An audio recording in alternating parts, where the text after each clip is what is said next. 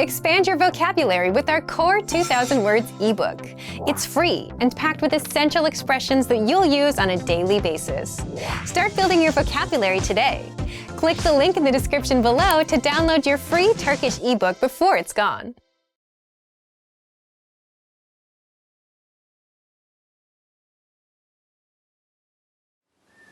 Merhaba, hi, I'm Seda. Welcome to TurkishClass101.com. Today we'll talk about 5 sentences you want to hear when going out with someone. Okay, let's start. The first one. Seni tekrar ne zaman görebilirim? Seni tekrar ne zaman görebilirim? When can I see you again? Ooh, that's always nice to hear. Yeah, of course. Okay, the next one, especially really good to hear. I think for women, I don't know, for men as well. Harika görünüyorsun. Harika görünüyorsun. You look wonderful. Who doesn't want to hear that? The third one is çok güzel bir akşam oldu. Çok güzel bir akşam oldu. This was a great evening. Wow, that's always good. And for both of you, I think, not just to hear it, but just to experience it, if it was a great night, you know? And the fourth one is senden hoşlanıyorum. Senden hoşlanıyorum. I've got a crush on you. Yeah, I think this is maybe before going out. You know, you say that, then you go out, but you'll never know. Sometimes you hear on the day, right? Okay, and the fifth one, the last one is, this is too much, but biz birlikte olmak için yaratılmışız. Biz birlikte olmak için yaratılmışız. Biz birlikte olmak için yaratılmışız. We are meant to be together. Wow, this is so epic. Okay, I don't know, which one would you like to hear? You know, I would prefer maybe the first one and the second one, you know. When can I see you again? Or you look great. These are more casual sentences. The others are, and the third one is also okay, but the others, maybe not for the first date. I don't know. Okay, what do you think? Which one would you prefer hearing it when you go out with someone?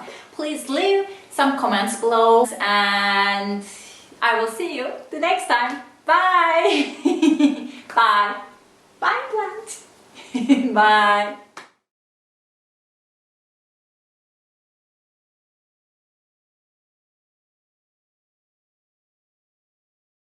Want to speak real Turkish from your first lesson? Sign up for your free lifetime account at TurkishClass101.com. Merhaba, hello, I'm Seda. Welcome to TurkishClass101.com.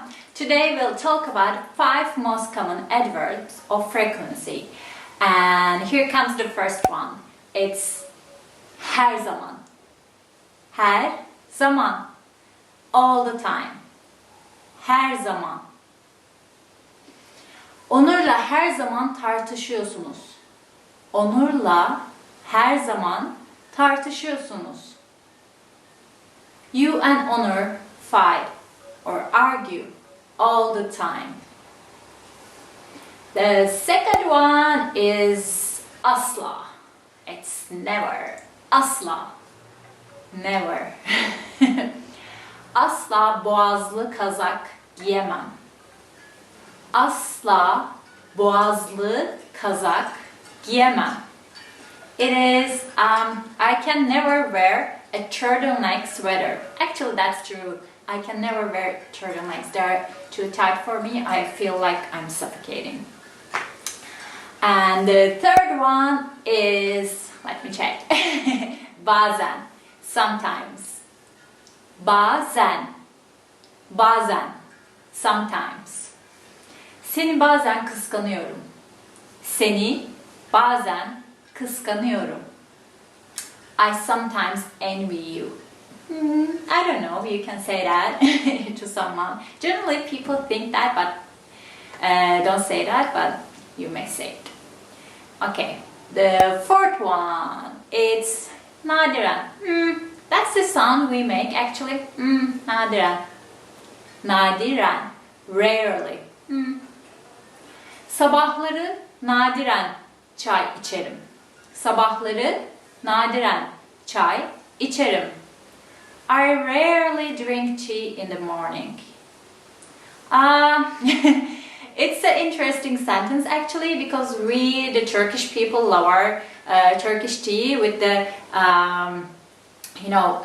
tiny glasses of, we call them ince belli. It's like a narrow waist. It's funny, but the its shape is like a woman's body, so it's like ince belli, we call it. I think it's funny. Anyway, generally Turkish people drink Turkish tea in the morning, so this sentence is not very true to Turkish people, but some people drink coffee as well, or drink nothing. So the fifth one, the last one, is genellikle. Genellikle. Usually. Genellikle. Genellikle sabah erken kalkarım. Genellikle sabah erken kalkarım. I usually get up early in the morning. So that's true for me. I usually get up early in the morning, around 6:30 or 7, so I really like it. I'm one of the early risers. So that's it. What do you think about our most common adverbs of frequency? Please leave some comments below, and you can ask anything. See you guys. Bye.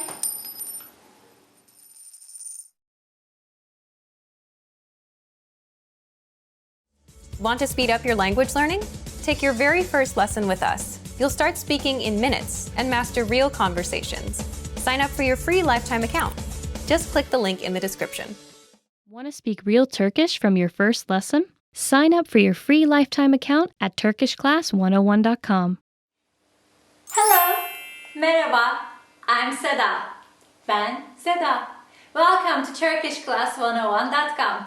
Today we'll talk about how to greet people in Turkish.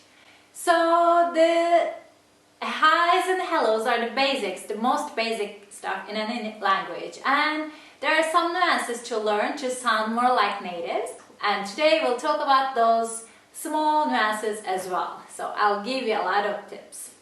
The first one, the basic one, is merhaba. Merhaba. Hello. Merhaba.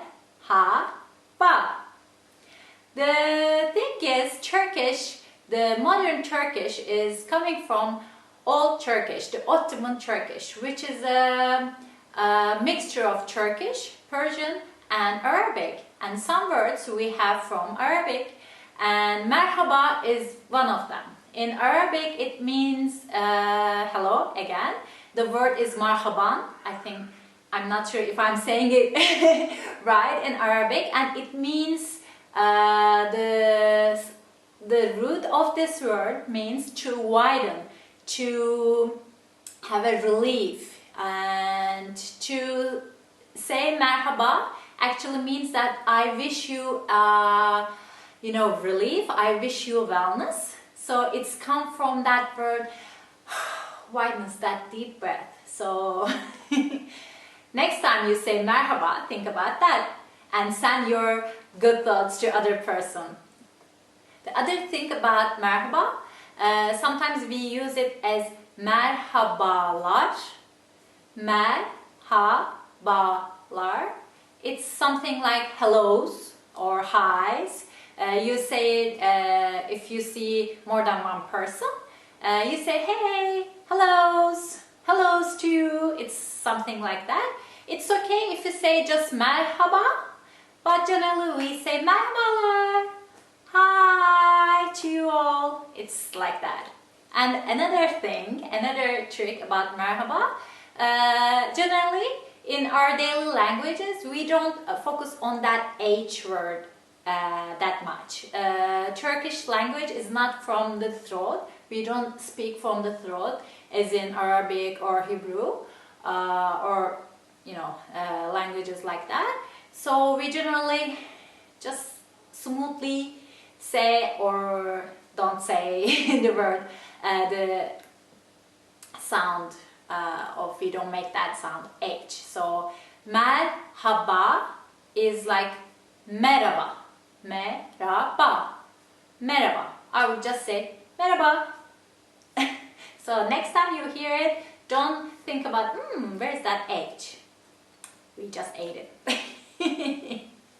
Okay, that's it. The second one is naber. Naber. Naber.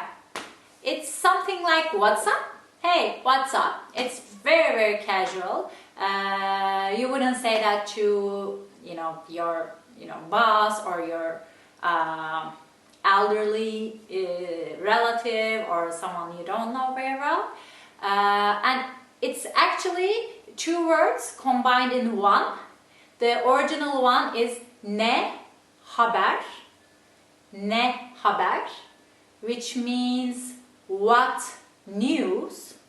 So it's like, what news? Hey, what's the news? What's up with you? The meaning is like that, but instead of saying ne haber, we just swallow some words and we say naber. Hey, naber. And this is not just for face-to-face conversations. Sometimes if I call someone, I say, hey, naber, instead of saying, if he or she is my really close friend or really, my mom, my, cousin, my husband, I would say just, hey, naber, nasılsın? It's instead of merhaba. Or you can say merhaba, naber, also okay. So, the third one is, it's a long word, selamun aleyküm. Could you get that? Actually, if you're from Arabic speaking countries or from Israel, you would say it easily because this is from Arabic, and since the Arabic and Hebrew is language-wise very similar, I think the Hebrew word for this is shalom aleichem. So it's the same word, shalom aleichem, selamun aleyküm. So let's say it slowly, selamun aleyküm. Selamun aleyküm. And the English translation would be something like, may the peace be upon you. May the peace be upon you. It sounds a little bit epic, I know. The way we use it, actually this is more like when you go to the villages or when you go to a conservative place, you have to say it back in reverse form. Don't forget that. If someone says selamun aleyküm to you, which means may the peace be upon you, you should say aleyküm selam. Like it's I really like this one actually, because someone is sending you their peace and it's like you are holding a mirror and reversing the words, and you are saying, may the peace be upon you. Thank you for sending me the peace, and I'm sending it back. So about the religious background of it, selam, the word selam means peace. Actually, Islam, and the person who believes in Islam, which is Müslüman in Turkish, are the same words. These words are coming from the same root, which is S-L-M, which means peace in Arabic, and shalom, which means peace in Hebrew, also the same. So that's why this has a little bit of conservative religious feeling behind it. It doesn't, for me, it's not necessarily a religious saying.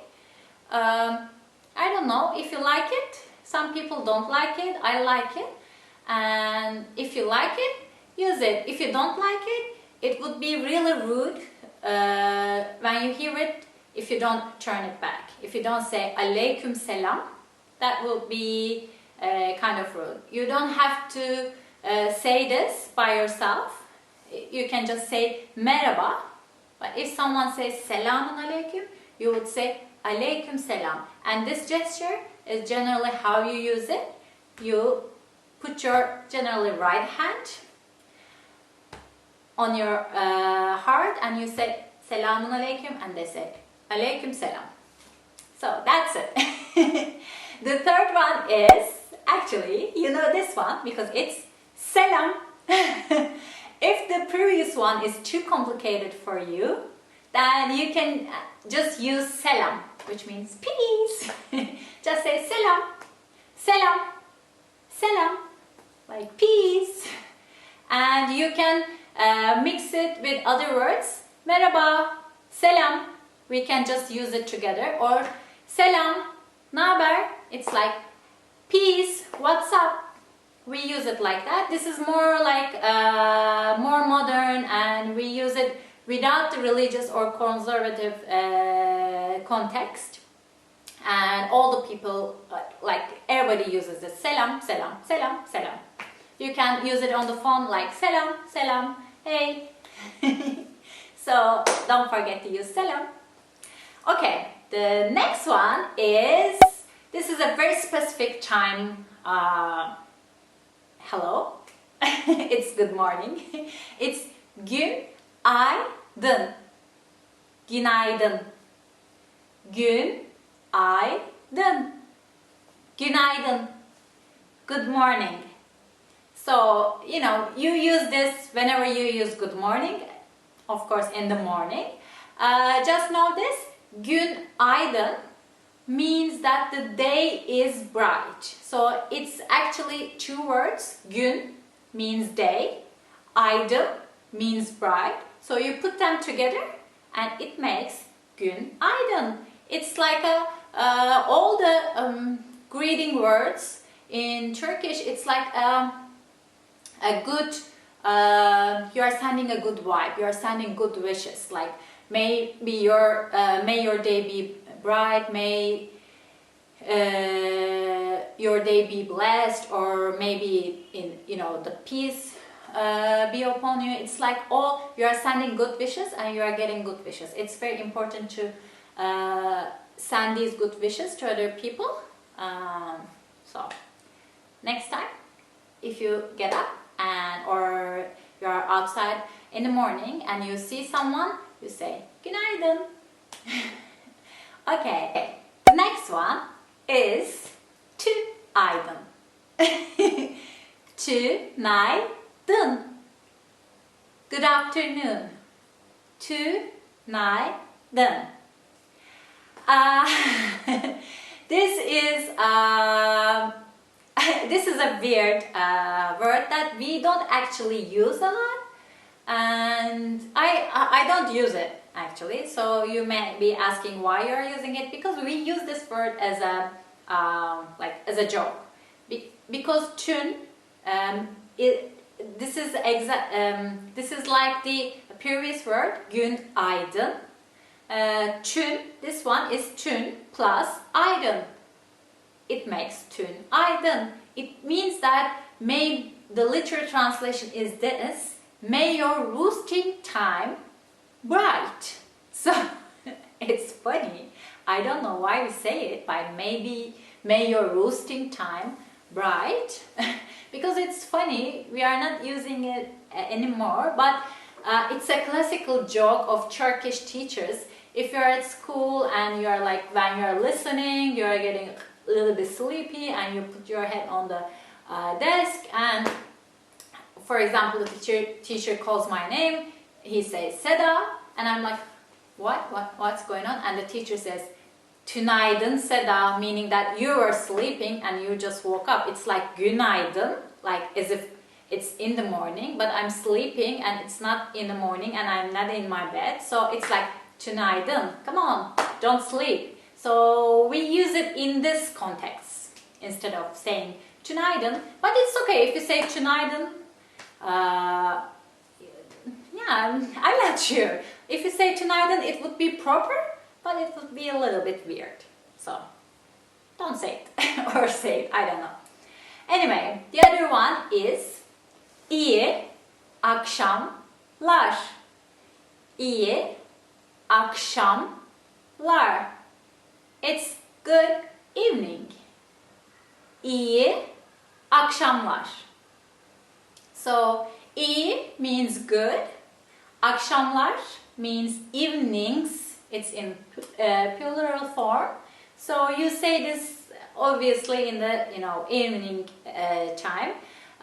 You use it not the you wouldn't say this if someone is going to bed. You would use it if you're at work and you're going home, and you would call your colleagues and you would say, hey, iyi akşamlar, see you tomorrow, yarın görüşürüz. So, iyi akşamlar, and this is a format you can use iyi akşamlar or iyi. The next one is günler. It's like good days. İyi günler. İyi günler. Good days. You can say this in the morning, in the afternoon, till it's dark. You can say iyi günler. After it's dark, you would say iyi akşamlar. So, good days and good evenings. And if you are going to sleep, if someone is going to sleep, you would say iyi geceler. İyi geceler. Good nights. İyi geceler. Again, it's nights. Geceler. It's plural in Turkish. So let's repeat it. It's iyi günler. Good days. İyi akşamlar. Good evenings. And iyi geceler. Good nights. So you can use it, for example, for good. You want to say like someone is going to holiday, and you would say good holidays. That's the literal translation. In Turkish, you would say iyi, again good, tatiller. İyi tatiller. Good holidays. İyi tatiller. So that's how you say your greetings or goodbyes. And a little bit more old school or conservative way to say these things is to use another word. Instead of iyi, good, you would use hayırlı. Hayırlı. Hayır means like good deeds. Hayırlı means blessed with good deeds. It has a religious feeling in it. So I wouldn't say religious, but like with good intention. In Turkish, some words have more. When I say conservative, it's not a. It's hard to explain, but it's more like a more spiritual. That's a better word. It's more spiritual. So when I say hayırlı günler, I wish you from my heart hayırlı, like blessed days. Let's say hayırlı günler. Hayırlı günler. Blessed days. So this hayır, you may know this word. Hayır. Hayır means two things. One is no, and the other is hayır, like good deed. So in this case, hayırlı günler means good, blessed days, not no days. Okay? So keep in mind. And as iyi günler or iyi geceler, iyi tatiller, you can use hayırlı with other nouns as well. Let's see. Hayırlı Geceler. It's like hayırlı geceler. Hayırlı geceler. Blessed nights. Or hayırlı akşamlar. Hayırlı akşamlar. Like blessed blessed nights. And I think that's it for now. And before I go, let me give you some gesture-wise tips about how Turkish people greet each other. If we know someone very well, we kiss them. Yeah, we kiss them on both cheeks. I wouldn't say kiss. Like if this were a person, like this is a head, we make the kissing sound, and we are like we touch our cheeks to each other. And while we are doing it, we can pat on the back or we can hug, but not two, not one, not three. It's just two kisses on the cheek. And be careful about this. If you don't know each other very well, you may just shake hands. You know, if it's a business meeting and they would say hey, hey, and you wouldn't kiss, you would just shake hands. This is a, you know, if like with close friends or family, or if your close friend is introducing another close friend, you know, the environment is really friendly and you may kiss the person. And so be careful about the handshake. Some religious or conservative people may not like it. If you're a man and shaking another man's hand, it's okay. If you're a woman and you are shaking another woman's hand, it's again okay. But if they don't like it, they would pull their hand back, and don't be offended by it. It's just their way of conserving themselves, I think. So if you don't know the person, if you know it's a total stranger and you don't know how they are, how they live, you would just wait for a second.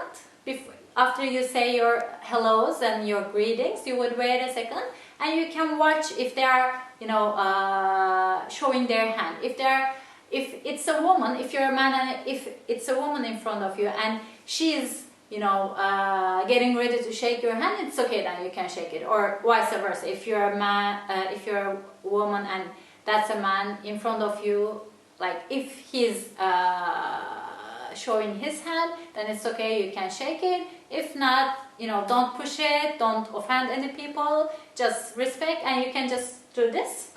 Always, it's okay. Put your right hand on your heart and you can say merhaba or selamun aleyküm or just selam.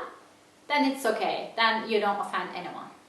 So, and one more thing, actually this is very new, I'm not sure about the context, but some young men and male teenagers, they do this, they shake their head on each other. I'm alone here, so I can't show it, but they, when they're together, it's like kissing cheeks, but they don't kiss, they just hit their foreheads like that. I don't know why they do it, but I've never seen a woman doing it, it's just a man. So if you see something like that, don't be surprised. I think that's it with all the gestures I can remember right now. So I hope you like this lesson. If you have any questions, please leave them below and you can ask anything. I will see you next time. Bye. Görüşürüz. Want to speed up your language learning? Take your very first lesson with us. You'll start speaking in minutes and master real conversations. Sign up for your free lifetime account. Just click the link in the description. Want to speak real Turkish from your first lesson? Sign up for your free lifetime account at turkishclass101.com. Hi, I'm Seda. Welcome to turkishclass101.com. Today we'll learn about nationalities. Why nationalities? Because it's one of the first things to be asked, or you ask a person when you are visiting a foreign country. And Turkish people are specifically, I think, curious about other people's nationality. So let's start, okay? Actually, before we start, let's learn about how to ask another person's nationality. And before we do that, I need to remind you something about Turkish grammar. In Turkish, the pronouns are a little bit different than in English. I mean, the you, the second you, the plural you, has two meanings actually. One is you in like more than one person. When you call you to two people, you may say you, or you may say you to one person in the plural form, but you are more formal. If that person is older than you are, or if that person is someone that you don't know very well, or you are in a work environment, you may use the second you. So the first you is sen. It's informal singular, sen. And the second you is siz. It's either formal singular you or informal plural you. So keep that in mind, and remember that we have two forms of asking where are you from. The first one is nerelisin? Nerelisin? Where are you from? Nerelisin? This is the informal way of asking a person. Nerelisin?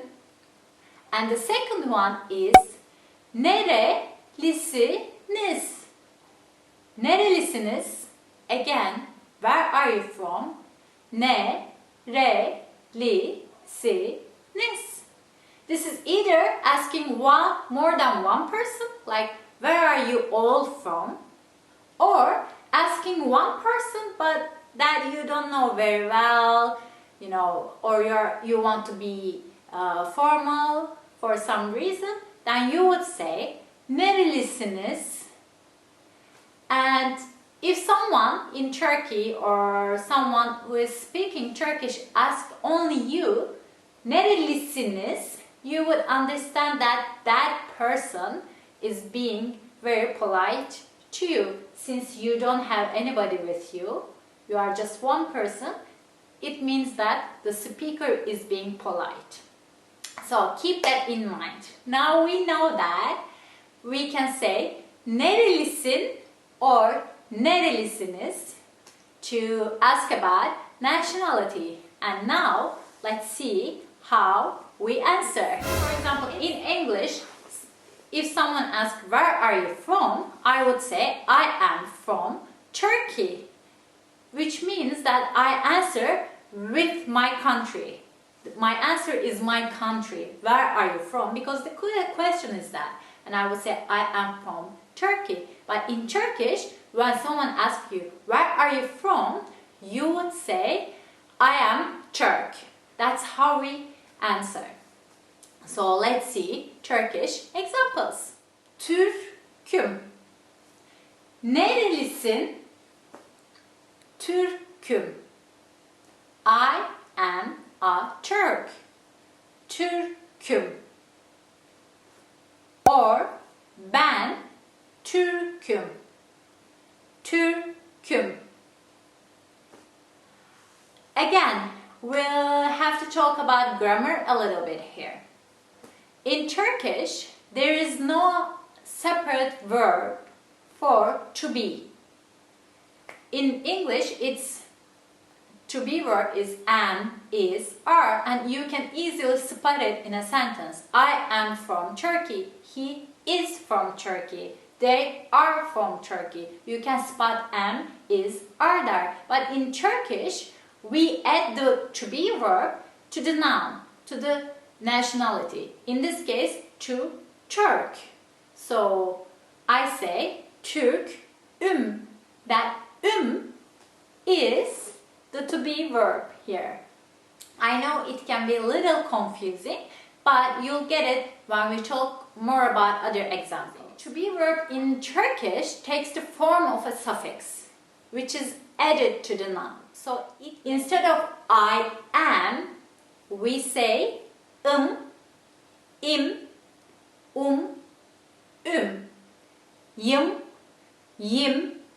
yum, yum. So I know, and this is only for I am, not for he is or you are, they are, we are, etc. It's just for I am. How do we decide which one to use? Like, am I gonna use the or yim or yum? For that, you need to know about vowel harmony rules. I'm not gonna go into it right now because it's a complicated subject, but know this, in Turkish, we categorize our consonants and vowels. And our vowels are harmonious, we think, some vowels are harmonious with specific vowels. For example, a is harmonious with a, or or o, or u. Again, e is harmonious with e, and u. So we add, if we are gonna add a suffix to a noun, we look at the vowels and we choose the harmonious vowel suffix to add.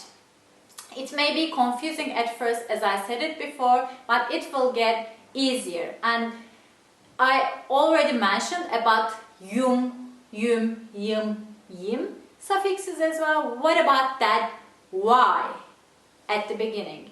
In Turkish, there's another rule. Normally, two vowels can't come together. It has to be one vowel, one constant. One vowel, one constant. One vowel, one constant. Of course, there are exceptions. And when you look at those exceptional words, those words are coming from another language, either French or Arabic or another language, but they are not Turkish-based language words. So that's why out of rule. Every Turkish word has to follow that order. Vowel, constant, or constant, vowel. If your word ends with a vowel and you have to add a suffix, then it doesn't work because they are both vowels. So you put y, the letter y, in between to make it work. So that's why the different suffixes. So, enough with the grammar, right? I know, it may be confusing, but relax, you'll get it in a minute.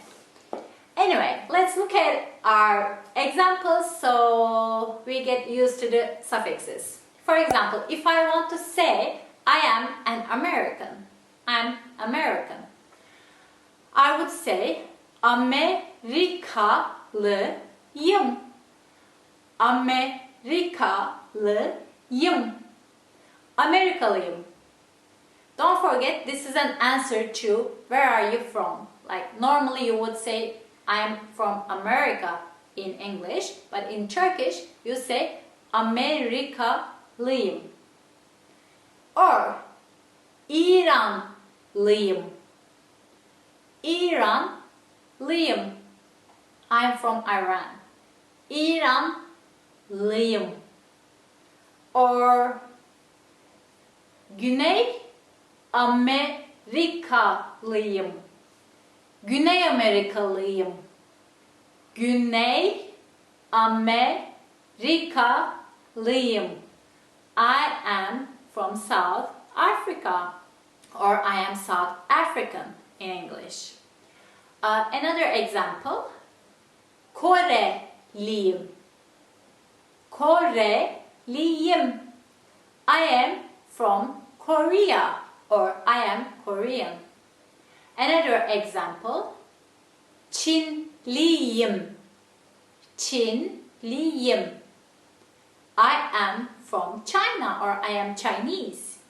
Çinliyim. Another example, İtalyalıyım. I am Italian or I am from Italy. İtalyanım. İtalyanım. So these are our examples. Please check out our other videos about nationalities, and we have vocabulary lists in the site, so you can learn about your own nationality as well. And before I go, I want to talk about some aspects of these nationalities and Turkish people's mindset. Turkish people are curious about which city you are from. If you're a Turkish person, they need to know that you are from Istanbul, you are from Ankara, you are from Adana. So I don't know why. I've never seen something like that. For example, in United States, nobody, you may mention it. You can say, I was born in California or something like that, or I used to live in California. You can say it, but I didn't see people asking, no, where are you from? Like, which city you are from? Like, it's not something they are really curious about. But in Turkey, if you're in a taxi, for example, and you are going somewhere and you are chatting with the driver, and almost all the time, they ask you, where are you from? Like, and you say, I'm from Istanbul, and I'm from Istanbul, actually, and they don't believe it. If you say, I'm from Istanbul, they ask you again. The reason is there are a lot of people living in Istanbul, like 20 million people living in Istanbul, and most of those people came from other cities. Their native, their birthplace, someplace else. But some people like me, I'm born in Istanbul, but it's not enough. Even if you're born in Istanbul, it's not enough. Because if your parents are from another city, for example, if my mom,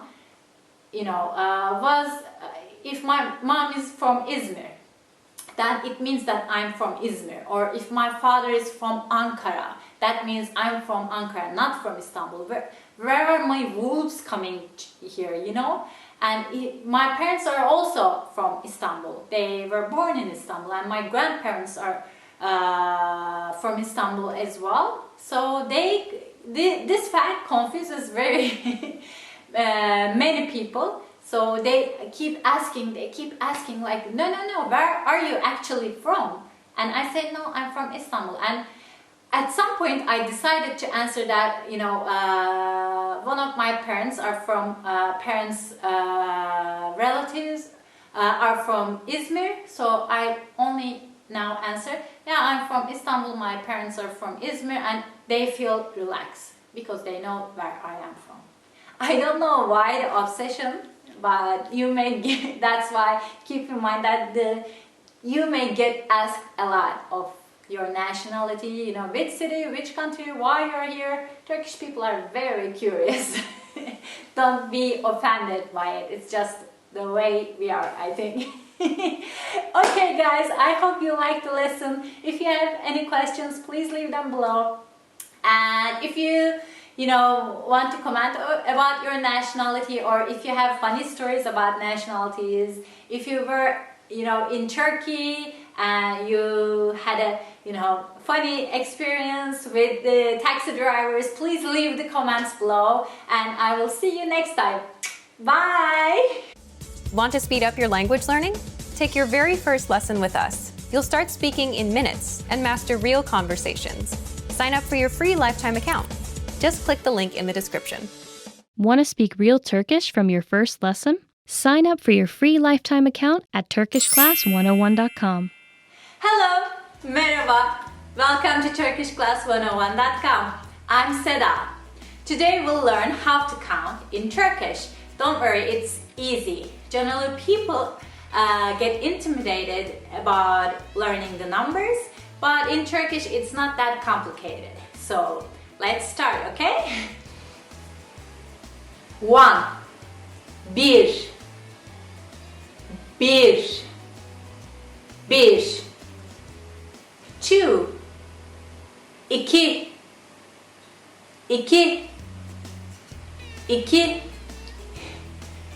3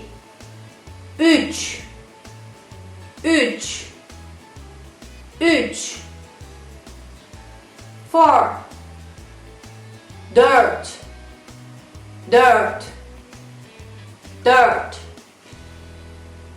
5 5 5 5 6 6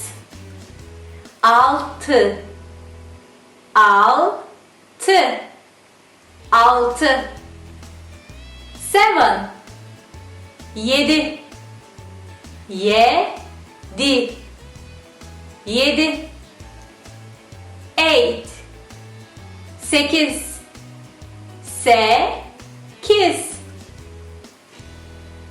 9 9 9 9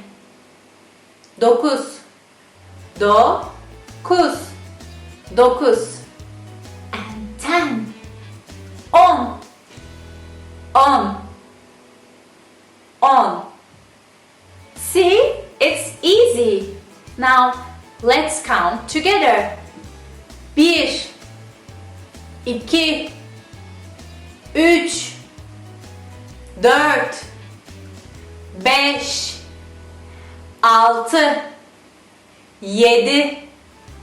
6 7 8 9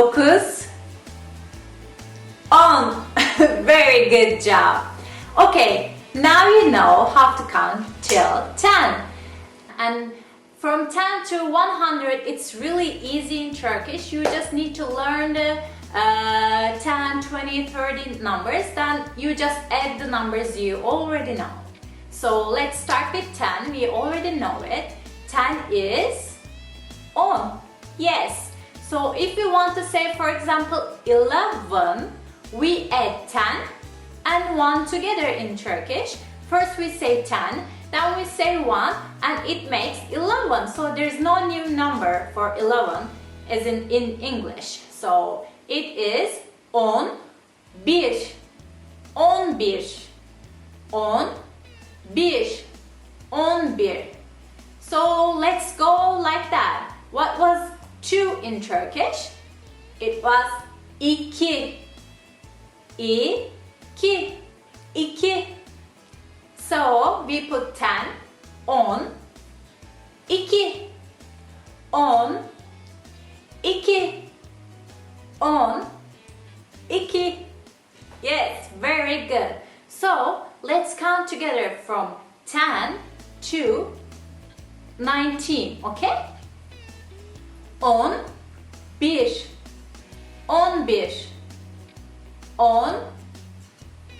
11, 12, 12, 12,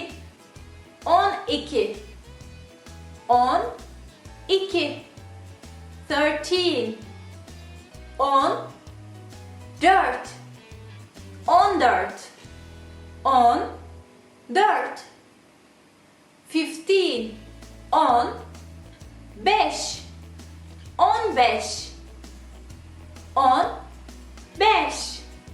16, 16, 16,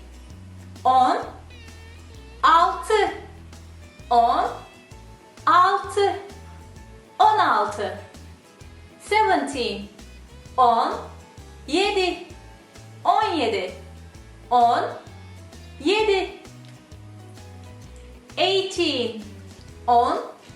17, 17, 17, 18, 18, 18, 18, and the last one is 19. Can you guess? Yes. 19, 19,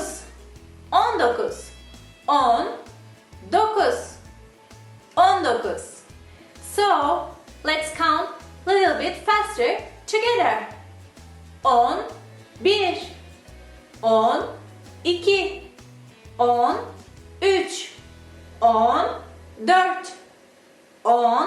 15,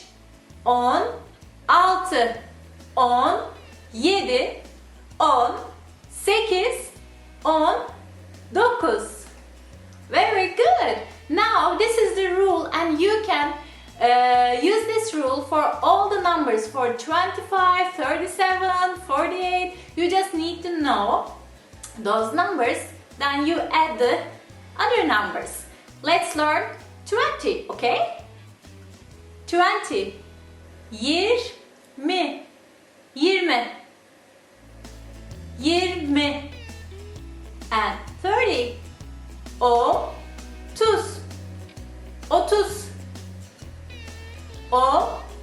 30.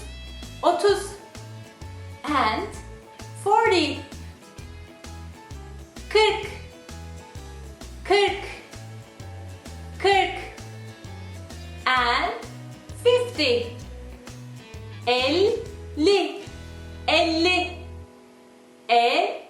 50 and 60. 60.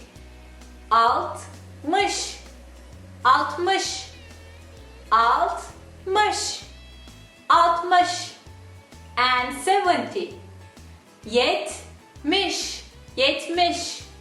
70 and 80. 80 and the last one is 90. 90.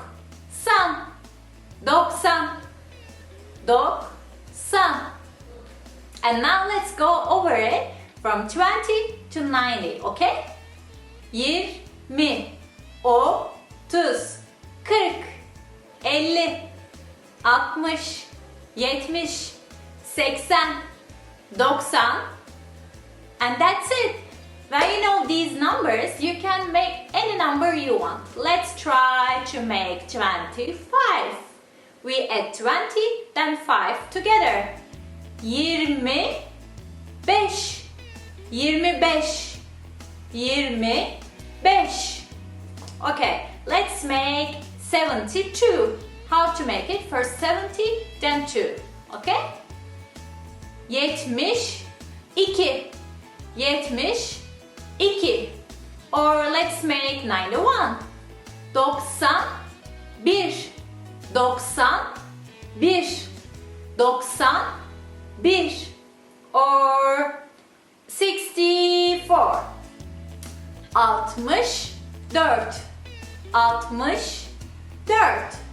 Okay, so it's not that bad, right? Okay, very good.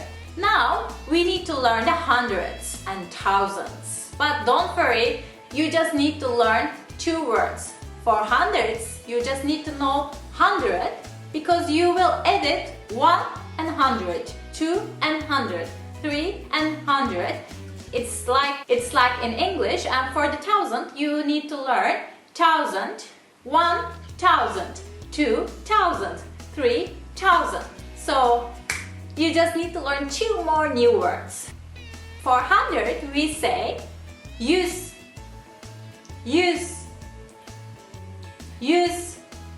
And I have a funny fact for you. Actually, use means 3 different things in Turkish. One is face. Maybe you know it. Yeah, use. My face, I would say yüzüm. And another word is use means to swim.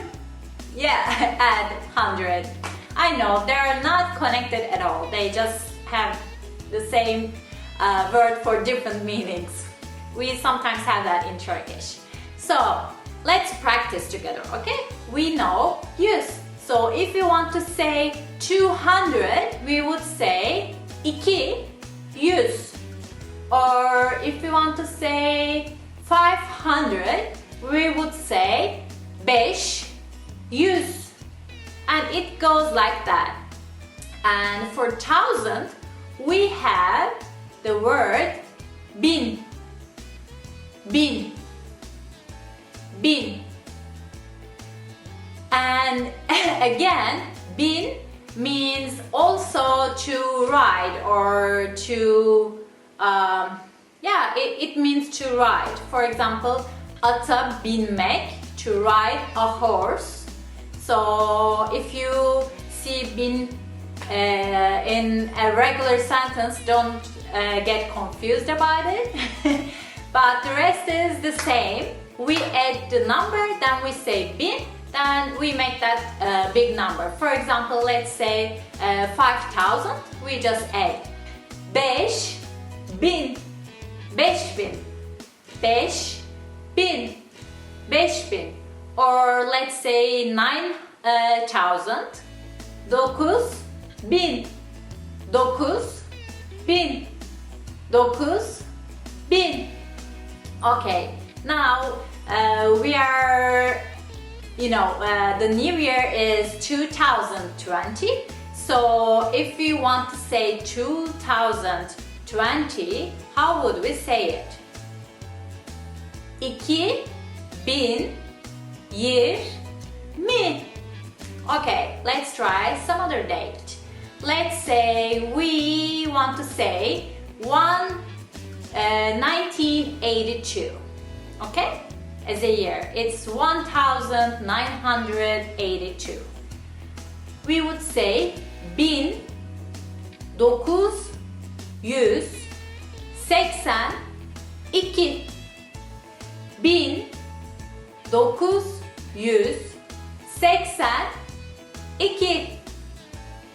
That's not that hard, right? Okay, before I go, I want to talk to you about something. Sometimes we have some words related to numbers, but they are not Turkish. They are either Farsi or Arabic. It's coming from the old Turkish, the Ottoman Turkish. And for example, we have a saying that sittin sene. Sittin sene. It means that like forever or never. We use it like that in a sentence. For example, in this sense, eğer giderse onu sittin sene göremem. Eğer giderse onu sittin sene göremem. It means if he goes, if she goes, I won't be able to see him or her like forever. In this sense, sittin sene means like never, forever. But in reality, sittin means 60 in Arabic, and we use it like this. Probably in Ottoman times, people knew what sittin means, but in these modern times, not many people know it. But we have that in our language. And another example, the Turkish people love to play tavla. It's a game, backgammon. And when, especially in old man cafes, we call them kahve. They play backgammon a lot, and they have their own special sayings when playing tavla. So, for example, shesh. So one of the word here is Turkish, and the other one is Arabic. And I'm not gonna tell you, okay? Just think about it, search a little, and leave the answer below in the comment section that what is shesh, besh, okay? I hope you enjoyed this lesson. I will see you next time. Bye! Want to speed up your language learning? Take your very first lesson with us. You'll start speaking in minutes and master real conversations. Sign up for your free lifetime account. Just click the link in the description. Want to speak real Turkish from your first lesson? Sign up for your free lifetime account at turkishclass101.com. Hi. Merhaba, I'm Seda. Welcome to turkishclass101.com. Today we'll learn how to tell the dates in Turkish. So we already learned about the numbers, and if you didn't watch that video, please check it out. And today we'll add the months and the days, so we'll know how to read the dates, okay? So in Turkish, we start the year from January and it ends in December. This is our day-to-day calendar. But keep in mind that because most of the Turkish people are Muslim, we also keep a Muslim calendar. We don't use that for daily lives, but we use it for our religious holidays. So it changes every year. Sometimes the Ramadan in January, sometimes it's in summertime. So we have the special minister that follows that, so they let us know when it is. And some people know the dates, but the real calendar we use in our daily lives, it's the Gregorian calendar. So we start with January, okay? Now, if you are ready, let's start. Ocak, January. Ocak, Ocak. And this word is as I told you before, sometimes we have one word for different meanings. Ocak also mean the countertop, the oven, the thing that we cook our food. So if you see that in some place, don't get confused.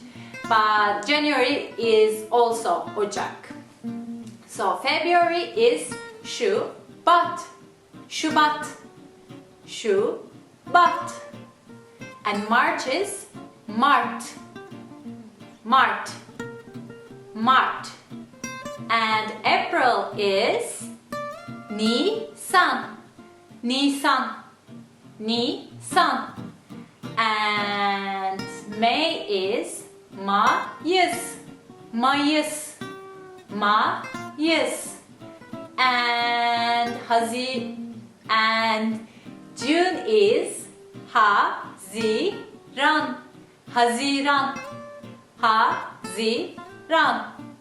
And July is Temmuz, Temmuz, Temmuz. And August is Ağustos, Ağustos.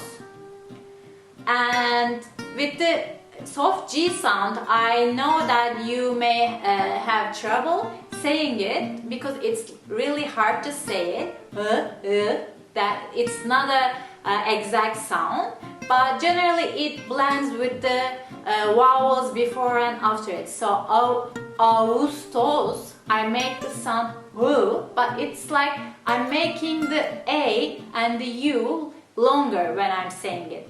Ağustos, Ağustos, Ağustos, something like that. So September is Eylül, Eylül, Eylül. And October is Ekim, Ekim, Ekim. And November is Kasım, Kasım, Kasım. And December is Aralık, Aralık, Aralık. So these are our months. Let's say it together. Ocak, Şubat, Mart, Nisan, Mayıs, Haziran, Temmuz, Ağustos, Eylül, Ekim, Kasım, Aralık. These are the 12 months in Turkish. And if you are really into culture, check out the names of Turkish months. Some of them are from the Babylonian calendar actually, as in Tammuz, Temmuz, or Nisan. They have their own myths, and in Turkish we have some residue of those Babylonian culture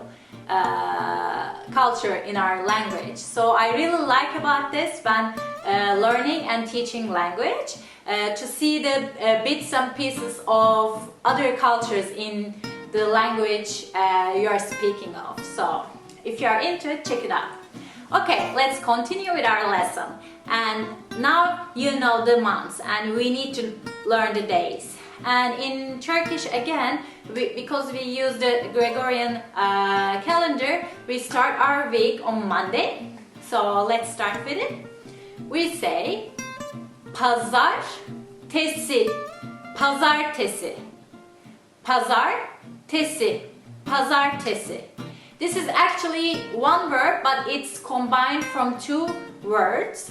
Pazar, which you will learn in a bit, means Sunday, and tesi actually means ertesi, like the next day. So pazartesi literally means pazar ertesi, the next day of Sunday.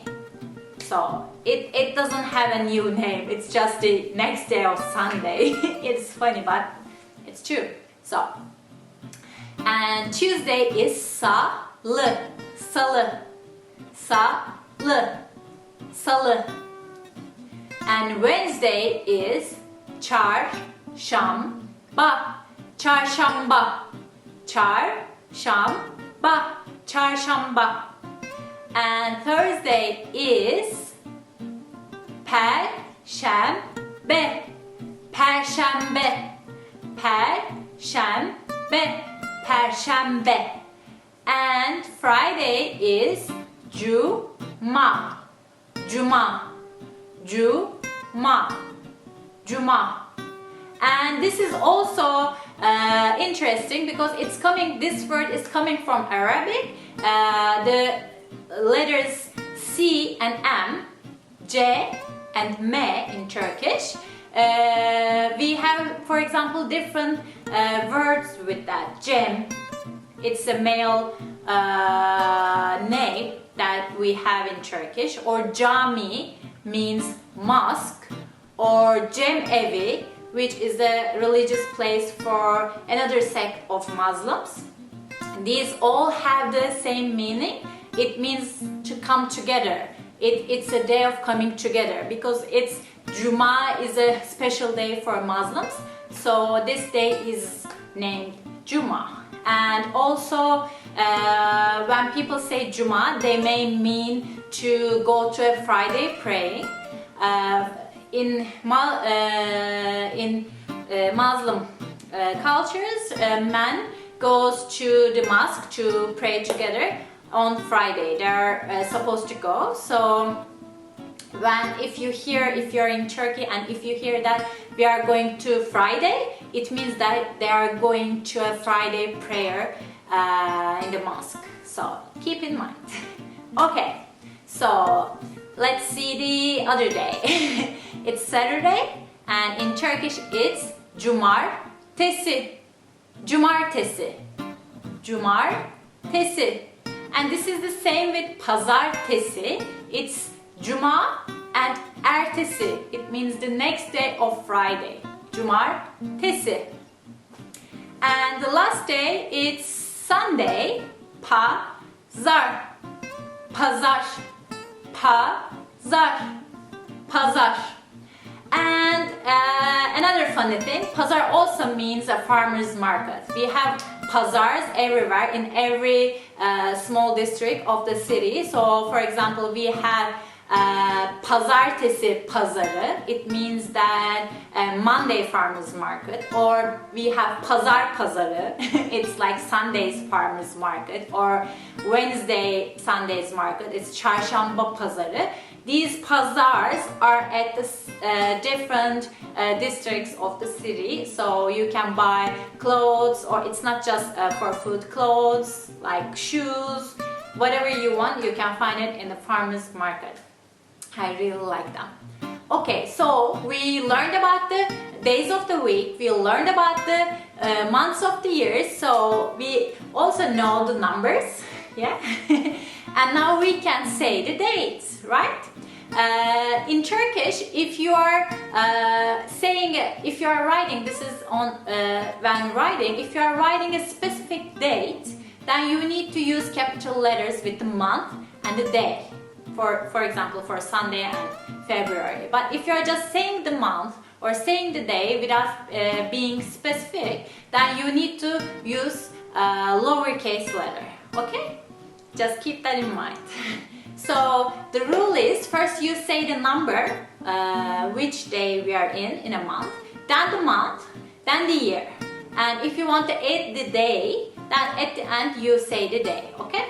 First let's start with, for example, 12th of November 2020. We say 12 Kasım 2020. If you want to say the day as well, for example, 21st of December 2019, Saturday. Am I right? Yeah. Okay.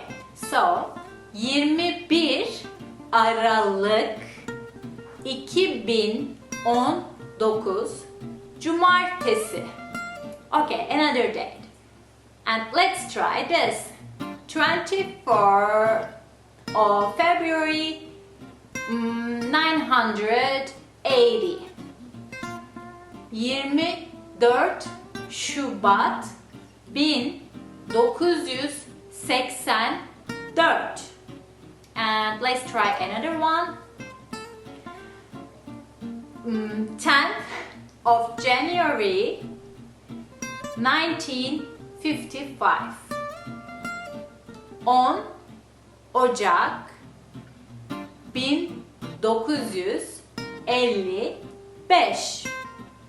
Okay, now you know the idea. I want you to leave a comment and write that in Turkish, that which day is today when you are watching this video, okay? Just write it in number, month, year, but they all have to be in number and the day, okay? I hope you enjoyed our lessons. I will see you next time. See you, bye! Want to speed up your language learning? Take your very first lesson with us. You'll start speaking in minutes and master real conversations. Sign up for your free lifetime account. Just click the link in the description. Want to speak real Turkish from your first lesson? Sign up for your free lifetime account at turkishclass101.com. Hello, merhaba, I'm Seda. Ben Seda. Welcome to turkishclass101.com. Today we'll talk about how to tell the time in Turkish. It's not that complicated. We will learn a couple of rules. Other than that, you only need to know the numbers. So if you don't know the numbers, please study numbers before. We have lessons about numbers as well. So let's start, okay? And before I start, I want to tell you something. In Turkish, we don't have AM or PM phrases. And instead of that, either we understand it from the context, or if we are gonna meet someone and we say, let's meet at 7 tomorrow, you know, the person may not understand if it's in the morning or in the evening. So we just say those words. We say evening or morning. We add it next to the time.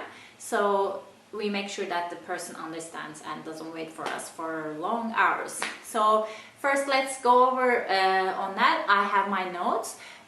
We have, if you want to say evening, you say akşam. Akşam. Akşam. For morning, you need to say sabah.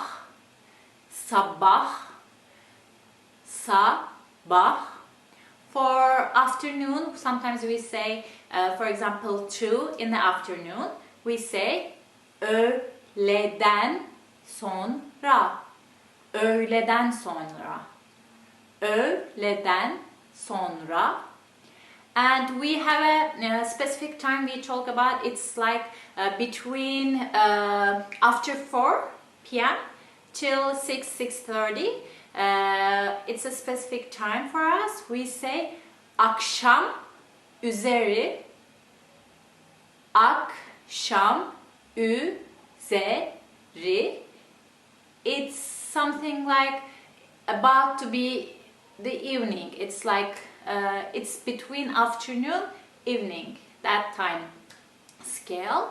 Akşam üzeri. And if we talk about after 12 a.m., for example, this is for after 11 a.m. 11 p.m. From 11 p.m. till 4 a.m. in the morning, we say gece or gece yarısı. It means like it's between, I don't know, there's no such a thing in English, exact thing. It's, as I said, between 11 p.m. till 4 a.m. in the morning, gece. For example, if I want to say 11, but not in the morning, it's 11 p.m., I would say gece 11. Gece 11. Something like that. So keep that in mind, and you don't have to say them, but as I said before, this is for making sure that the person understands what time you are talking about. It would be so much easier if we had AM and PM, but we don't. What can you do? Okay, let's start. First, let's start with asking the question, right? What time is it? It is very simple. It's saat kaç? Saat kaç? Saat kaç? And funny thing, kaç means in English you can use it for how much, how many, or in this case, what time is it? And we use it for questions. It's like a question mark, question tag, but it also mean to run away, something like that. It's a verb, and when you say saat kaç, it also sounds to our ears something like clock, run away clock. And this is a children's joke. If someone says saat kaç and they think that it's like clock, run away, and they say saat kaçmıyor, meaning something like the clock is not running away. It's when you translate it, these things don't doesn't sound funny, but in the language of small children, they are supposed to be funny. So keep that in mind as well. Okay, so you know how to ask the question saat kaç, and the answer, if we are talking about like 1, 2, 3, 4, it's very easy. You can either just say the numbers without saying anything. You can, if someone says saat kaç, you could just say 1, for example, bir. Or if you want a proper sentence, it is saat bir. Let's say I want to tell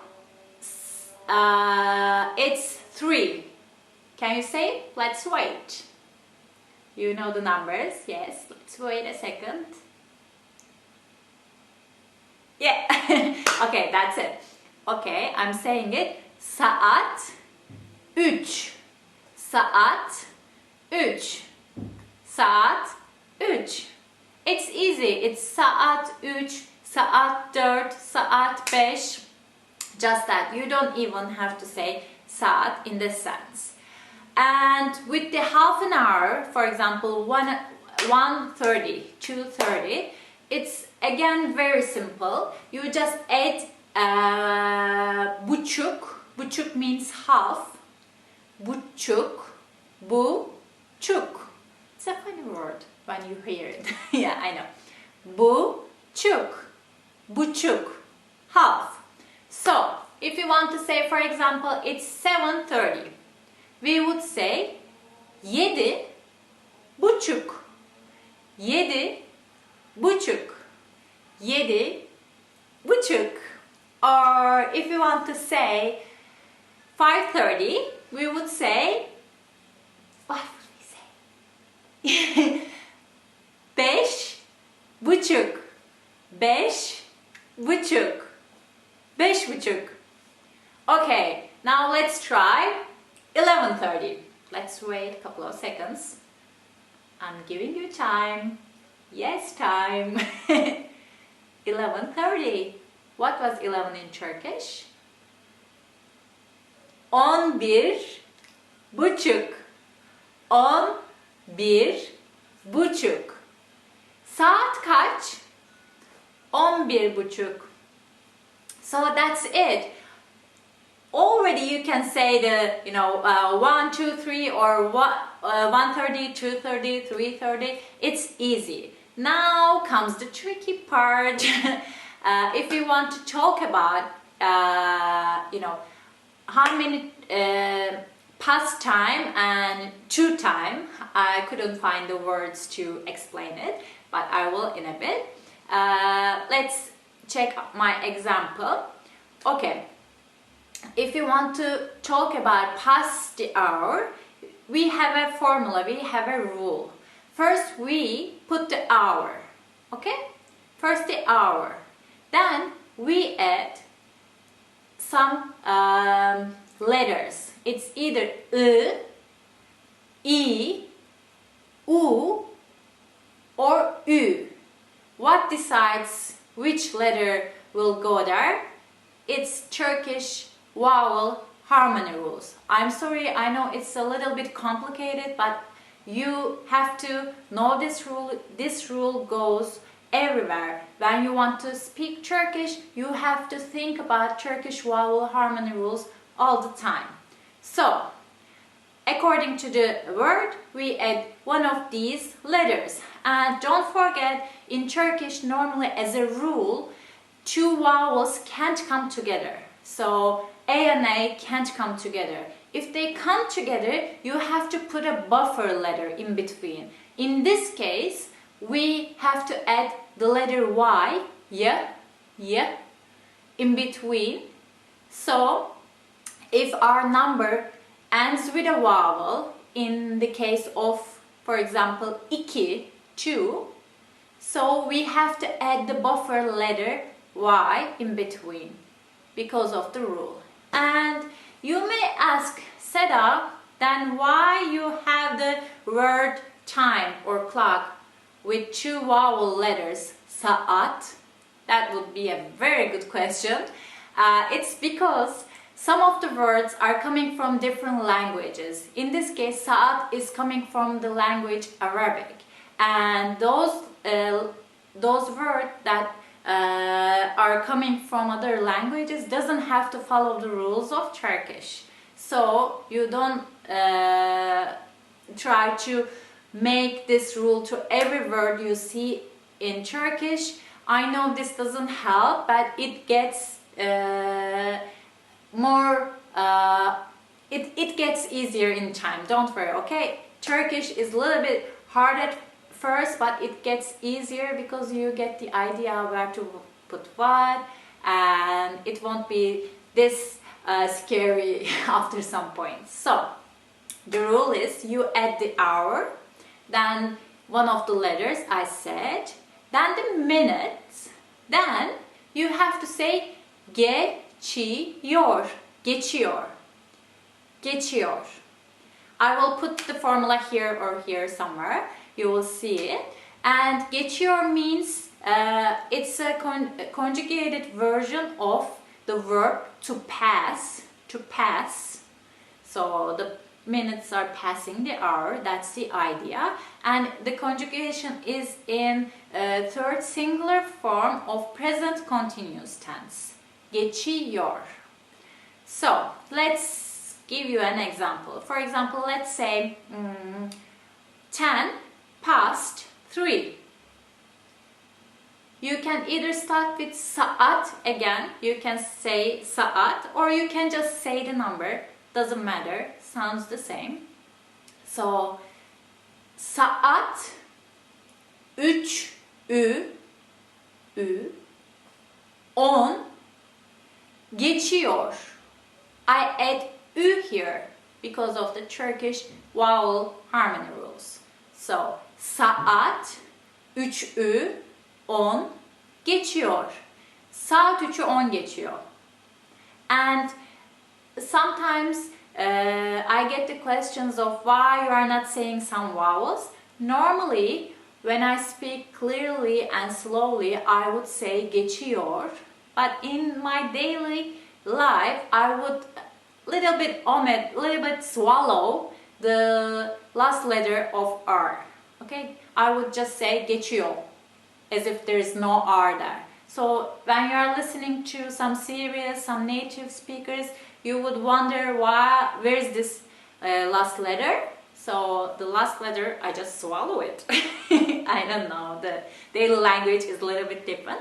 So, okay, let's give you another example. Okay, perfect example. Let's say it's 15 or quarter past 5. So we, as in English, we have a separate word for quarter. It is çeyrek, çeyrek, çeyrek, çeyrek. So we either can say 15 or we can say quarter. So let's try with both. Saat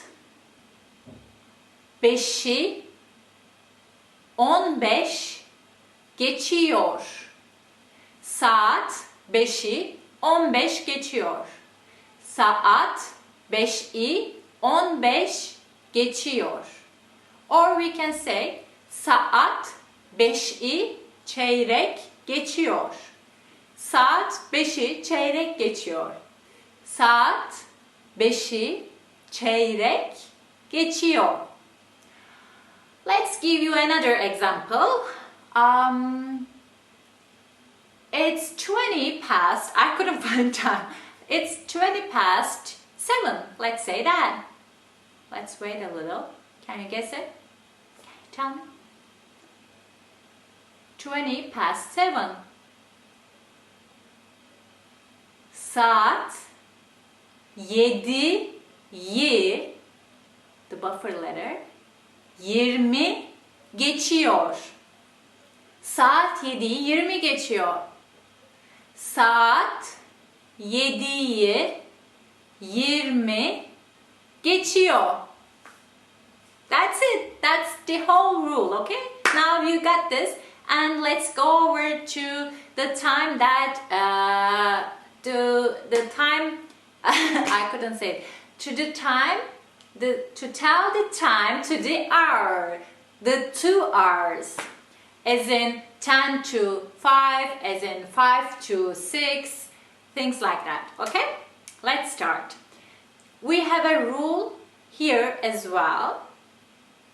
Now we add again the hour first, then we either add a, the letter e, a, or a, the letter a. Then we would add minute, and we would say var. Okay, again we would add the hour, either a or a, according to the vowel harmony rules. And don't forget, if we need the buffer letter, we add the buffer letter y, the y here as well. And we would add the minute, and we say var. Do you remember what var means? Var means either have, has got, or there is, there are. So when I translate it, for example, it's 10 to 5, in Turkish it would translate something like there is 10 to 5, something like that. Okay? It's not that complicated, you need just practicing a little, okay? Let's practice together. Let's say it's 10 to 5 together. 5'e 10 var. 5'e 10 var. 5'e 10 var.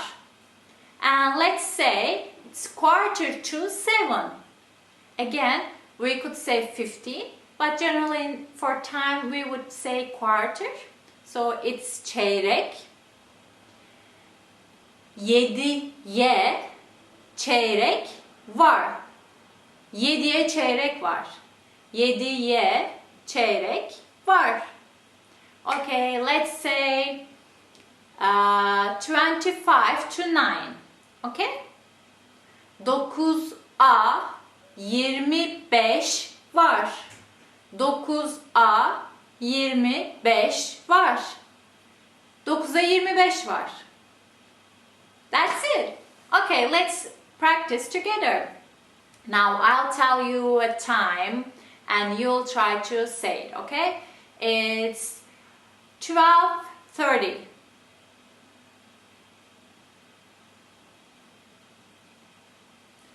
On 2:30. 12:30. And a note, we have a special saying for 12:30 in Turkish. You would just say yarım. Yarım. That's it, yarım. You can use it. You can either say 12:30, 12:30, or you could just say yarım. Both are the same, okay? Okay, I hope you liked it. And I want you to leave some comments and tell me what time is it right now when you are writing, okay? See you guys. Bye. Want to speed up your language learning? Take your very first lesson with us. You'll start speaking in minutes and master real conversations. Sign up for your free lifetime account. Just click the link in the description. Want to speak real Turkish from your first lesson? Sign up for your free lifetime account at TurkishClass101.com. Hello, merhaba, I'm Seda. Ben Seda. Welcome to TurkishClass101.com. Today we'll talk about the costs of living in Turkey. And Turkey is a very big country, so the costs are generally different in big cities and the small villages. And the rents and the earnings and a lot of things differ. So I will use Istanbul as an example. Istanbul is not the capital but the biggest city in Turkey, and around 20 million live in Istanbul, so it will give you a rough idea. Istanbul is one of the, I think, the most expensive city as well. But if you're just visiting, this is important knowledge. But if you are planning to live in Turkey, generally in Istanbul the incomes are also higher. So the costs are higher, but the incomes are higher. And when you go to other cities, the incomes is a little bit less than you can earn in Istanbul, but your costs are also a little bit less. So let's start with our costs. It's a good information. So let's start with rent. So in Istanbul there are two sides, one Anatolian side and one European side, and we have 3 bridges and one under tunnel that you can go by car, and one subway goes from underneath the Bosphorus, so you can have a lot of ways to crisscross the sides. And it's literally one side is in Asia, the other side is in Europe. So it's, I think, one of the, I don't know how many other countries have that. Like we have 2 continents in one city and we have bridges connect them. So that's a little amazing, I think. Anyway, in general, the European side in rent base is higher comparing to Asian side. But it depends actually, because the central places are much more expensive than the the faraway places, and it depends on the how big you want your apartment and how many rooms. The buildings differ. From the new buildings are more expensive than the old buildings, and there are a lot of constructions because of the earthquake. The buildings are getting renewed constantly, so it depends on a lot of factors. That's why it's a little hard to give an exact number, but it starts with from 1,000 Turkish liras to, it can go to 10,000, which is very expensive, but the range is that big. So you can pick a place according to your income, and keep in mind that 1 Turkish lira is around 5.7 American dollar. So you can make your math. And generally the minimum wage in minimum income limit is it's around 2,000, I think 2,300 Turkish liras, which is very low, lower than the survival needs. So people are working on it, I think, or should work on it, but that's the minimum wage. And the rents are starting from 1,000, so you can imagine that it will be really hard to see the end of the month for a lot of people. So if you are coming here and you want to rent a house, you should know that in Istanbul, generally in Turkey, you rent apartments. Houses are very expensive. Maybe in faraway villages you can rent cheap houses, but in cities you can't just rent a house. It would be very, very expensive, and you couldn't find a lot of houses anyway. We generally live in apartment buildings, and the houses you can rent them from. There are a couple of website you can check out Hürriyet Emlak, Milliyet Emlak, and sahibinden.com. You can check out these websites, or you can use, I think, Airbnb for renting houses as well. But I don't know if you're gonna stay for a couple of days. You could go to a hotel or you can use Airbnb. But if you're gonna stay here permanently, using local rental agencies or these rental websites in Turkish would help you, I think, better income wise. So check them out. And this is for rent. Okay, let's see our utilities. Okay, in general you have to, in Turkey you have to pay for water. This is not for drinking water. You have to pay for drinking water as well, but this is for utility, for the water coming from the pipes. We don't drink water from pipes. They're not clean. We in cities at least we get bottled waters, and you have to pay for water, pay for electricity, pay for heating. It's generally cold. We have around 4 seasons, so winter time it's getting really cold. And we have a fee for apartments, cleaning and electricity, stuff like that. And we have, let me check, yeah, that's it. So for water, it's one of the cheapest one. This is also depend on how much you use it, but it goes from 50 Turkish liras to 200 Turkish liras for water for a month, because it depends. If you're one person in a house, it's of course you would use less water, and if you are working whole day, you are not at home, you would use less water. But if you are like 4-member family, then you would use more. So from 50 Turkish liras to 200 Turkish liras. For apartment fees, if you're living in a single, small apartment, the fees can go as low as 20-30 Turkish liras.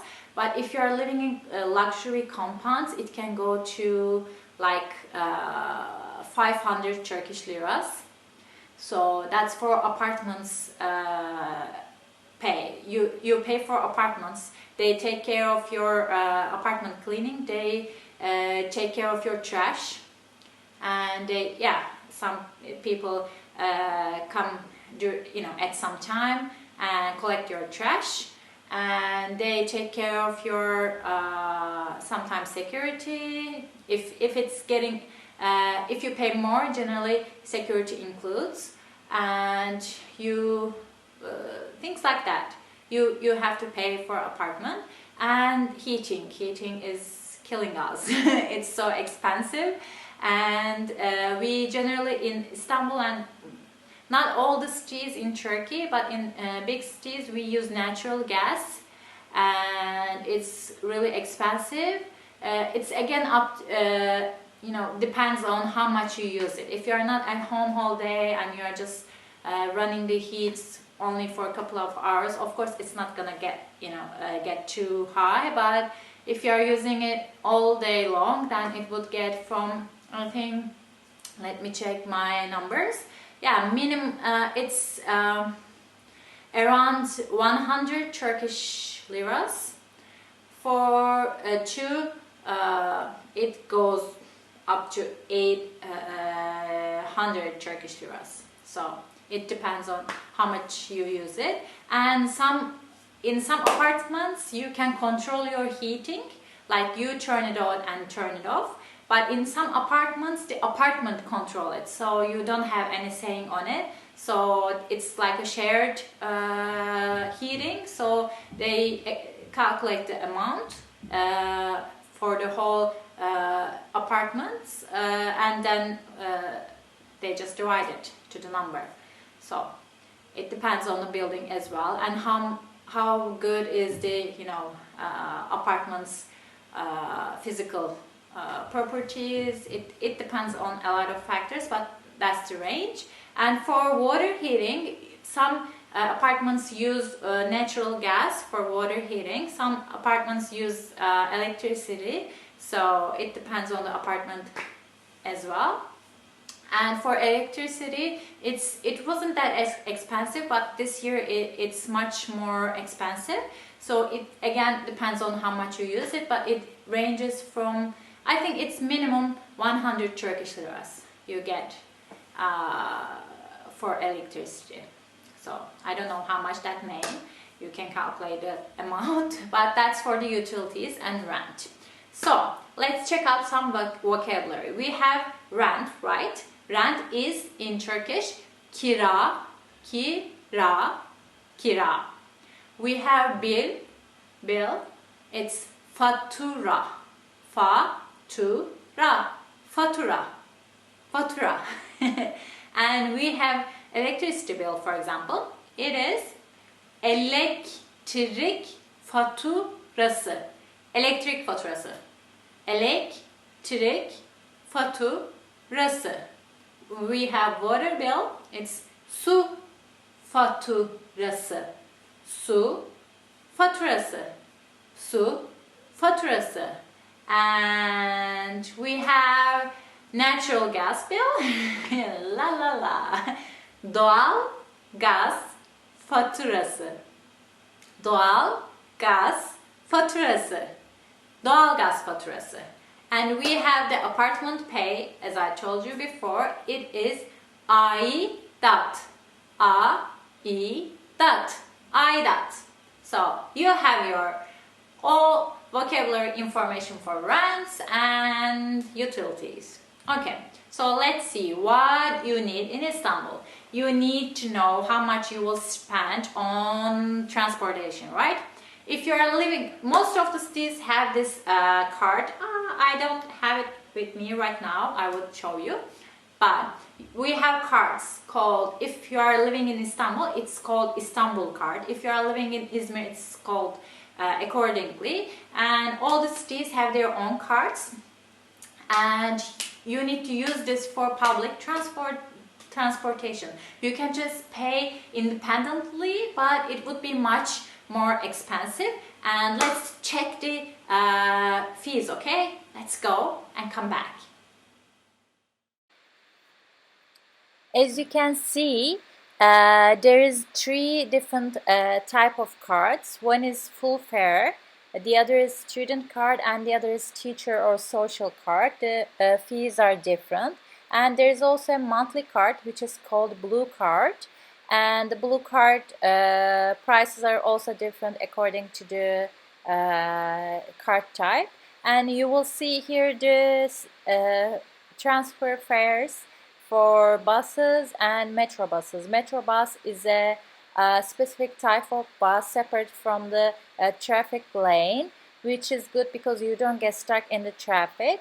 And you see per transfer how much does it cost.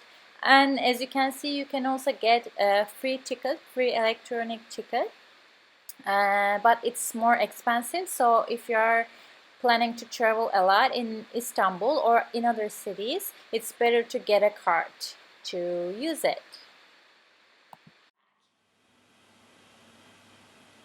Okay, so you saw the fees, and it's much more, it's smarter to use Istanbul card. You can just get smart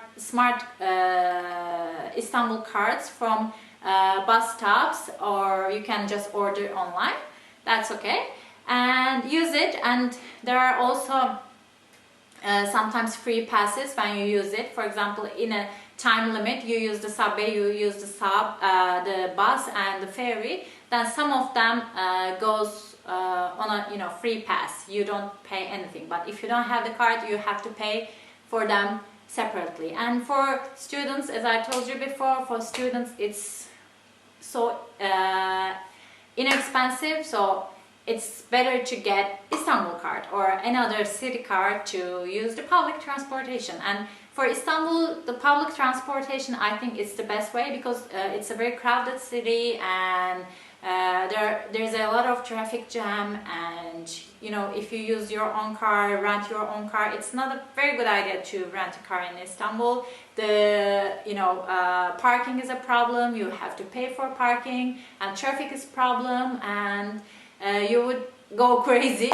So use public transportation. If there's a traffic jam, then you could use the train, the subway, or you could take the ferry, or you could just walk. It's much more better to be stuck in traffic. So if you have to go somewhere, you don't want to use the public transportation, you would use taxi, of course. And I think it's global. Taxis are expensive everywhere, right? So in Istanbul, it's also expensive to travel with taxi, and most of the time you could, stuck in traffic with taxi. But you need to know the numbers, so you could, some taxi drivers, they took the long way because they assume that you are foreigners. Not all of them, but some of them, they assume that you are foreigners and you don't know the way, you don't know the road. So if the way is, for example, from here to here, instead of going like that, they go like that. So it's a long way and it's more money. Shame, but some people do that. So for that, there's an app in Turkey. It's called, I think, Bitaxi. Yeah, Bitaxi. You could set your location, and from that location you can see the taxis nearby. It's like kind of Uber, but not it's for taxis. You see the closest taxis, you choose one, and you also choose the destination, so you can see the destination on the map. Okay, so you see the destination on the map, and you can also pay with a credit card, I think. So it's good that if you don't have cash with you, you can pay with the credit card. So it's maybe more secure for foreigners to use that. But even if you use regular taxis, most of them are okay. But you would maybe ask local how to go there, how far is it, before you jump on the taxi, so you have an idea. Or use just your map on your smartphone to see how much does it take to go from some location to other location, so you have a general idea. And I think the taxi, let me check my notes. Yes, it starts with around 5-6 Turkish liras. It starts with that number, then it adds up in every kilometer. It adds up around 3, I think. Yeah, it's 3 Turkish liras per kilometer. So you can just look at the map, do your math. So we cover your transportation, right? Let's cover some transportation vocabulary. For taxis, we say taxi. Easy, right? Taxi. We just say taxi. For bus, we say otobüs. Otobüs. Otobüs. For tren, I'm sorry. For train, we say tren. Tren. Tren. And we have some jitneys, like these small, bigger taxi thing that you share your taxi, and we call them dolmuş. And we have these minibuses. They go like crazy, but they take you everywhere, and they're very cheap in general. We call them minibus.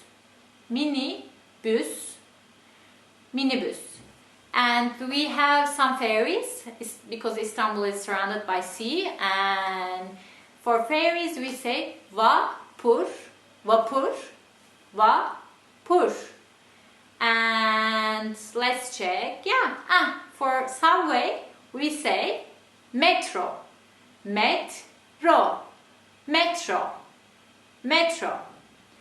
And for this is just for Istanbul. Normally train is tren, as I told you before. But for Istanbul, because we have those under subway kind of thing between two sides of Istanbul, from European side to Asian side. That was called Marmaray, because the sea surrounding Istanbul is Marmara Sea, Marmara Denizi. That's why it was called Marmaray. And now they connected the train lines in both areas, in Anatolian part and European part, through Marmaray. So the whole train line is called Marmaray right now. Okay, this is just for Istanbul, but keep that in mind. So you know all about transportation, and let's go talk about eating. Okay, if you are living here, you would probably cook at home, so you would go to a grocery market or farmers market. There are a lot of farmers market in Turkey and in Istanbul as well. In every part of city there are different farmers market in different days. So generally farmers market are cheaper than grocery stores, and you know the food expenses are changing all the time. But if you're gonna cook, it's gonna be around, if you're one person, it's probably the groceries go around at least 300 Turkish liras per person. But again, it depends on how many food you buy, what kind of foods you buy, how many, how much do you cook? I couldn't speak. How much do you cook? So it depends on a lot of factors, but let's say around 300 Turkish liras. But if you go out, you should go out. Turkish food is really, I would say, I don't know, number one. I really love it. You can find everything. I don't think anybody wouldn't find anything that at least would, I don't know. I'm speechless. Turkish food is good. And if you go out, you can find even the cheapest. We have simit. It's like some kind of bagel, but much delicious than bagel. It goes like 2 liras, 3 liras. You can get simit and ayran. It's a yogurt drink, ayran. You would pay 5-6 liras for that, and you would done with for breakfast, or you would done with for I don't know, like lunch, for a couple of Turkish liras. But besides street food, you should try street food, but you should be, you should talk to locals and ask them where to eat the street food. That would be safer. And mid-range restaurants would go like, I think, 30-40 Turkish liras per person. You could have a full meal with the the soup and the meat and some vegetables. And after that, for high class restaurants, you could pay like 200, 300, 500 even Turkish liras for specific foods. It goes forever, I think, according to your taste and according to your budget. So you should be, the food part is the easiest part to arrange your budget. I think that in every budget there's something good to eat, so it would be easier. So we covered the food, we covered utilities, we covered the housing, we covered transportation. Yeah, now let's talk about some fun activities. For example, if you want to go to a movie, the regular movies would start, I think, let me check, I'm not sure. Yeah, I think 3D movies are the blockbusters, are the most expensive ones. They start around 30-35 Turkish liras per person, and it can goes a little bit more expensive according to the movie theater. But there are like independent movies, independent movie theaters. You can find tickets for even 10 Turkish liras, and some days are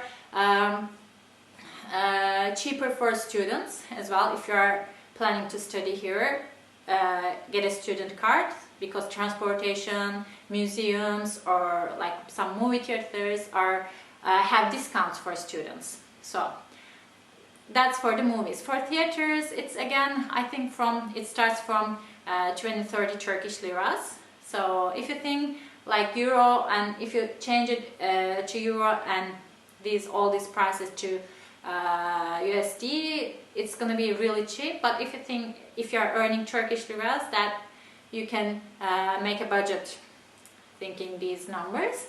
And yeah, concerts are, I think, a little bit more expensive, and I think it starts from 100 Turkish liras.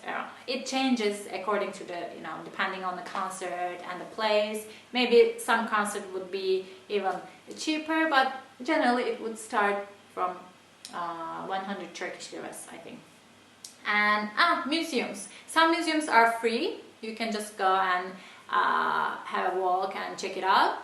And some museums you have to pay a fee, and the fee can go up to, I think, 80 Turkish liras. That's the most, I think, one of the most expensive fees for museums. Generally, the museums are not that expensive in Turkey. So I think we are done with the costs. And let's talk about some fun leisure activity vocabulary as well before we go, and you'll be covered. So for museums, we would say müze, müze, müze. And for concerts, we would say konser, konser, konser. And for theaters, we would say tiyatro, teatro, tiyatro. And for movie theaters, we would say sinema, cinema, cinema. And let's see, for books, we would say kitap, kitap. And I didn't talk about the book fees, but it can start from $10, 10 Turkish liras. From it can go to 50, 60 Turkish liras if the book is really high quality with pictures, with good quality paper and like hardcover. It can go like that. And I think the ticket, we forgot the ticket. The ticket is bilet, bilet, bilet. Yay! Now you know all about the costs for living in Turkey, especially in Istanbul. So why don't you visit? Have you ever visited Istanbul or Turkey? How much did you spend? What did you find it expensive or cheap? Please leave some comments below and let me know. See you guys. Bye. Speed up your language learning? Take your very first lesson with us. You'll start speaking in minutes and master real conversations. Sign up for your free lifetime account. Just click the link in the description. Want to speak real Turkish from your first lesson? Sign up for your free lifetime account at turkishclass101.com. Merhaba, ben Seda. Hello, I'm Seda. Welcome to turkishclass101.com. Today we'll talk about the questions you get asked during your visit to Turkey in customs or immigration. So let's start, okay? Actually, the thing is, it's a little bit weird for me because I've never heard these questions in Turkish. I know the English ones because when I visit somewhere, I got asked in English, but never in Turkish. I just showed my passport since I'm a Turkish citizen and, came to the country. So these are also new for me as well. Okay, let's start with the first one. Yeah, that's the basic one actually. Ziyaret amacınız nedir? Ziyaret amacınız nedir? What's the purpose of your visit? Ziyaret amacınız nedir? And you can answer this as like business or pleasure or holiday. You can say iş için geldim. I came for business. İş için geldim. Or you can say tatil için geldim. I came for holiday. Tatil için geldim. So these questions are a little nerve breaking, right? I never liked passport controls. Anyway, okay. You can get asked about how many days you'll be staying in the country. So ülkede kaç gün kalacaksınız? Ülkede kaç gün kalacaksınız? So this is, as I said, how many days you will be staying in the country. So you can say 3, 4, 5, 10. It's up to your, duration actually. Like you can say 3 gün kalacağım. That's how we write actually, but when we say it with the future tense, we just say kalacağım. Kalacağım, as if we don't say kalacağım. Those are all the letters in the word, but we say kalacağım. 3 gün kalacağım. So let's see the next question. Yanınızda ne kadar para var? How much money do you have with you? So sometimes they ask this question. I don't know why. Maybe like, do you have enough to stay in the country? So yanınızda kaç para var? Yanınızda kaç para var? Millions of dollars. No. You can say, how much money you have. You can say I have a credit card, for example. Let's say that in Turkish. Kredi kartım var. Kredi kartım var. And let's say I have 1,000 Turkish liras. 1000 liram var. 1000 liram var. 1000 liram var. So that's it. Let's see the next question. This is also very common. Where will you be staying during your visit? So, nerede kalacaksınız? Nerede kalacaksınız? Nerede kalacaksınız? So these questions are polite. Like nerede kalacaksınız? Kaç paranız var? Things like that. But the police officers, they may ask the third person in polite, not impolite, but like more casual one. So it's a little bit more intimidating. So keep that in mind. So you can say, I will stay at a hotel. Let's not give any brands. Otelde kalacağım. Otelde kalacağım. Something like that. Nerede kalacaksınız? Otelde kalacağım. This is also the same. I wouldn't say kalacağım like that, the proper one. I would just say kalacağım.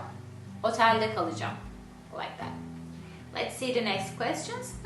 What is your occupation? Ne iş yapıyorsunuz? Ne iş yapıyorsunuz? Ne iş yapıyorsunuz? So you may answer like doktorum, I'm a doctor, or I'm an engineer, mühendisim. Those are the cliches, right? Or I'm a teacher, öğretmenim. So if you don't know about the occupations, you can check out the lessons. We have some lessons on that as well. Let's see the next question. Is there anyone coming to pick you up? Sizi almaya biri gelecek mi? Sizi almaya biri gelecek mi? Sizi almaya biri gelecek mi? You can say yes. And in that case, that they would probably ask like who? And maybe from hotel or from your business partner, or I don't know, something like that. If you say no, they may ask like, then how are you planning to go there? Then they can say oraya nasıl gideceksiniz? Oraya nasıl gideceksiniz? Oraya nasıl gideceksiniz? And you may answer like by taxi or by bus. We have a lot of public transportation options, so you can use the bus. So you can say otobüsle gideceğim. Otobüsle gideceğim. Or taksi ile gideceğim. Taksi ile gideceğim. This is the same. Gideceğim. Gideceğim. The future tense. We say gideceğim. That's it. Gideceğim. So let's see the next question. Do you have a return ticket? That's the question they love, huh? Are you gonna stay here forever or are you gonna go back to your country? They ask this. So, dönüş biletiniz var mı? Right? That's the question. Yes. Dönüş biletiniz var mı? Dönüş biletiniz var mı? No. I will be here forever. Dönüş biletiniz var mı? You better say yes. If you say no, they may give you a hard time. I don't know. Okay. You know, if you don't have, you don't have. What can you do? So you can say evet var or hayır yok. I haven't got it yet. Something like that. Henüz almadım. Henüz almadım. Henüz almadım. So let's see. Do you have anything to declare? Are you bringing something to our country? So, gümrük için bildireceğiniz bir şey var mı? Gümrük için bildireceğiniz bir şey var mı? Gümrük için bildireceğimiz bir şey var mı? Gümrük için bildireceğiniz bir şey var mı? That's really fast. But maybe you can catch some words. I don't know. So you can say yes or no. Actually, I don't know what are the rules about the stuff you have to declare, but they give you, before landing in, they give you a paper about what to declare, what not to declare. So you can read that and you can prepare accordingly. And yeah, this is also very common. Can I see your flight ticket and hotel reservation? They want to see that you are legit, so they may want to see that. Uçak biletinizi ve otel rezervasyonunuzu görebilir miyim? Uçak biletinizi ve otel rezervasyonunuzu görebilir miyim? One more time, slowly. Uçak biletinizi ve otel rezervasyonunuzu görebilir miyim? So that's it, guys.